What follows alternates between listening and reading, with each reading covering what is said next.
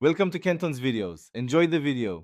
You'll start by confirming the GPU model and driver version so you change limits safely.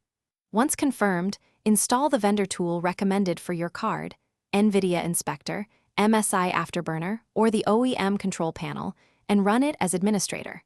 Make sure to close any games or rendering tasks to avoid sudden load. You're now positioned to view current temperature, power, and fan curves. Next, locate the temperature limit, or power target control, in the tool's main interface. Once you've opened the control panel, find the temperature limit and fan curve settings.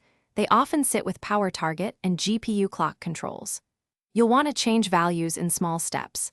Lower the temp limit by 5 degrees to 10 degrees, or increase fan speed by 5% to 10% so you can observe stability. Apply the change and monitor temps in real time for at least 10-15 minutes under load. Also save the new settings as a named profile so you can revert quickly if needed. To finalize, run a stress test or a demanding game and observe for 20-30 minutes to confirm no thermal throttling or crashes occur. If the GPU becomes unstable, make sure to revert to your saved profile and choose a less aggressive temperature or fan setting. Stability always beats marginal gains.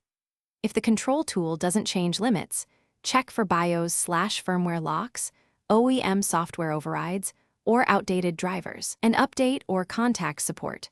One troubleshooting tip: test one variable at a time to isolate the cause. Thanks for watching. Consider subscribing if we helped you.